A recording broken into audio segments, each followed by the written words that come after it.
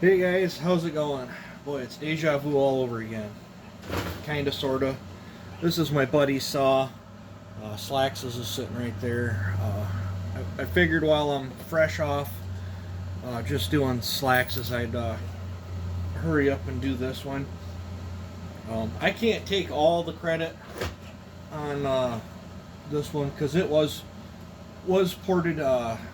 This casework in here's not mine. That's my buddy's. I'm gonna leave it. It's how he did it. I like it. He does it a little differently than I do, but it's I don't see it hurting anything. The important part is it's matched at the jug. So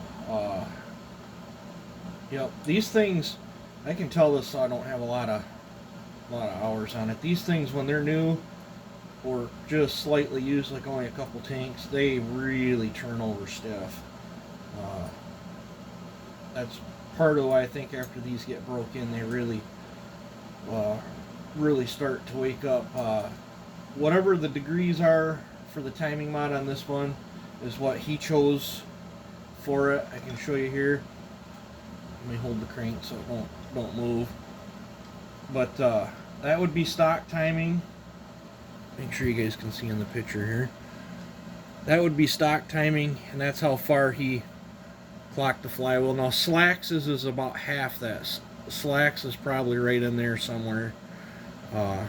If those that are wondering, I think I only took like 15 thousandths off the key. That's what I'm hoping is going to be a super strong work saw build for him. I mean, I did lots of cool stuff to it, but I didn't go as aggressive as I could have. I wanted to be aggressive, but I don't want him to go up in a tree and then get 4 or 5 cuts and have to send the saw back down because it gobbled up all the fuel already. They have a pretty small tank. Now, this one is my buddy's. I think he's just going to play around with it and limb and stuff, so I want a little more aggressive on this one. This one, depending on how you look at it, it's going to be 103 or 104 on the exhaust. I'm going to lean more towards 103. So this one's going to have 24 degrees of blowdown, 23 or 24, however you want to read the wheel with the light. With the way I do it, I'd have to actually set the wheel up on the other side to actually physically see what's going on. I can't tell if it's the chamfer or the port. I just, when it's in the vise and I have a flashlight on there, I'm just going by what I can see off the reflection of the thing in there. I'm going to say I see light at 103, but I see a little more light at 104. So it's between there. So it'd be between 23, 24 degrees of blowdown. And I went quite a bit steeper on the intake on this. This one has 164 degrees of duration. Was that a good thing? Bad thing? I don't know yet. We're gonna go down this journey together. As you can see, I took quite a bit more out of that piston. On the plus side, if it's too much, it's just the cost of a piston to knock that timing back. I did a little long, just like I did on Slacks's. I cut the sides of the piston out, just like I did. Remove that little nub. Now this one, I touched one upper transfer, but I didn't raise it. I elongated it a little bit. This one was a little. Let me get a flashlight in there. Shine it through the exhaust port. Should swirl around. This one was stopped it about there. I elongated it to put it in line with where I wanted it to match this one. And I opened up the lower big. Now this was a replacement cylinder that I ordered for the saw because this saw had a boo-boo. And I don't know what they stuck that plug in that goes here. Typically, I just pop the plug out, go in there, and grind. I could not get this plug out without fear of damaging something. I got fairly aggressive with it and said, nope, I'm not wrecking a cylinder. There's some sort of glue or something that they put in there, but now that's weird because this is going to be like my fourth or fifth. Either that was my fourth one, or this is going to be my fourth one or my fifth one. I can't recall. It seems like I did just a jug for somebody too, but I can't remember. But now the other previous ones that I've worked on, that plug just fell right out. But I don't know if because this is an aftermarket, well, it's a OEM cylinder, but it's replacement. It didn't come on the saw from the factory. I'm wondering if Echo didn't cement that in or something, because I can see some sort of residue where it got smushed out in there. I don't know if that's epoxied in or what, but I got fairly aggressive with it when it come out, and I said, you know what, don't matter. I got grinder bits, so I just went in and ground it and shaped it. But the nice thing is with that plug in there, it butts up and mates and finishes the wall, so it doesn't have that little weird step like the other ones I've done.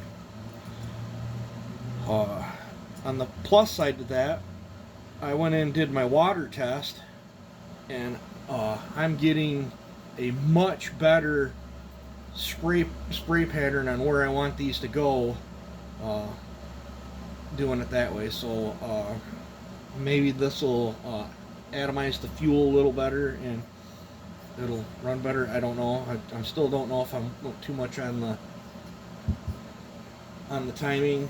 Muffler mod on this one is my buddy's work. He does phenomenal work too. I mean, look at that. Other than the discoloration, you'd think that was factory. It's even got the spark arrestor in it.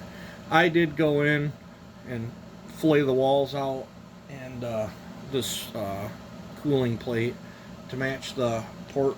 I did go a little more bigger port on the exhaust. Not much, but it's still all nice, and did it up nice as I could. So that's that on this. I will be putting it together here very shortly, and then test running it. I'm hoping it's going to turn out good. So yeah, so that's that, and trying to think what else. Oh yeah, I wanted to do a couple shout outs, so let me take you guys out of here. The shop's a mess.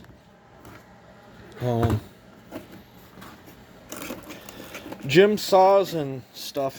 Hopefully I didn't butcher your name there.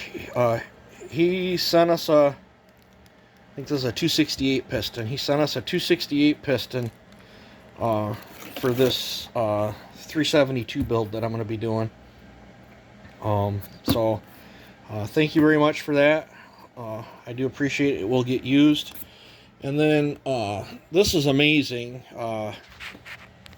His channel's Dub Saw Shop. He hooked me up. Man, did he hook me up. He sent me all these milling bits.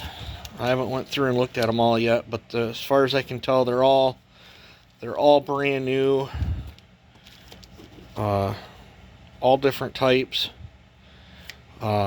Which is absolutely amazing. I needed some. I was severely down on bits. I'm going to have to get some, what are they, collets or whatever, so I can run these different size bits. These, I don't know what this one is. Here, let's see what this one is.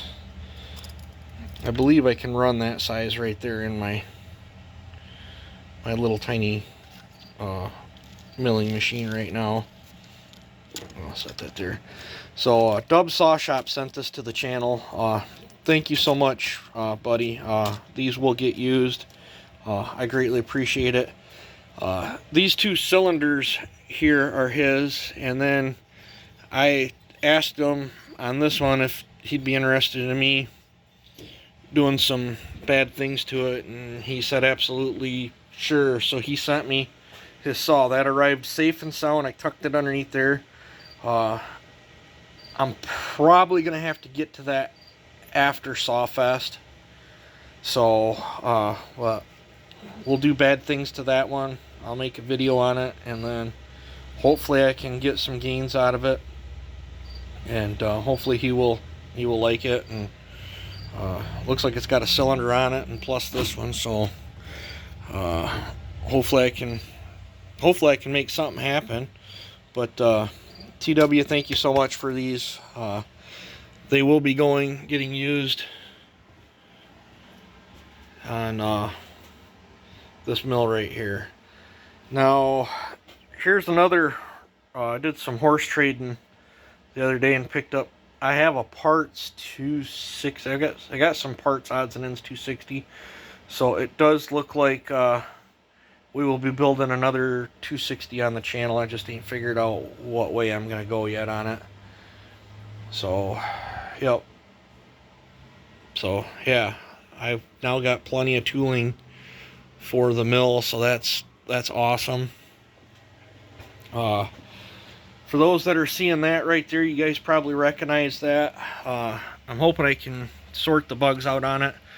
I picked this up off Dino Joe. I think he was calling it the 9300 big bore. It's got I think 56 millimeter in it. I haven't had time to even look at it or play with it, but that's my first time owning one of them saws there. So that's kind of cool that it's got Joe's handiwork in it. So that even makes it cooler. So yep. So I got I don't know what he calls it. I don't know if these are concept saws or just super big bores, but yeah, I think this one, I think he calls it the 9300 because I think it's 93 cc's now. So I think he said it was a 56 millimeter piston he put in it. So that's pretty cool. And then I picked up another project that he started on back there, and this is all stuff I'll get to, I don't know, way farther down the road. I've got so much on my plate right now. So I'm very, very stoked with getting all this tooling. I'm gonna have to find some sort of container to put it in and keep it by the mill. My cylinders came in. I don't know what I did with them. I will be going back into that 660 again. I am hoping. Oh, they're sitting back there. I got two 660 cylinders sitting back there that I will be going back into. I don't even know where it's sitting at. Going back into that thing because I'm just not happy with it, and I'm gonna keep tearing it apart and destroying cylinders until I find what makes me happy with it. So after all, it is just a clone, so I'll keep dabbling and doodling on it and learning what not to do, or what to do if you guys want a certain amount of power out of them. It what was it? Just over, it was like 8.2, 8.3 when I had Joe recheck it, and the first time I poured it I think it was like 8.6, so I've actually backslid some, so that was not obviously the way to go, so I'm gonna have to go back into it. But so yep, I've blabbered on here enough. I can't believe 14-minute video. So I'm gonna be working on putting that together, and hopefully I can get some test run vids of it later today or whatever. If I'm supposed to be getting called into work here pretty soon. We got to pull a pump, so I'm hoping to hurry up and get that part done and over with, and then I can get back on this. So you guys take it easy, have a good one, and enjoy.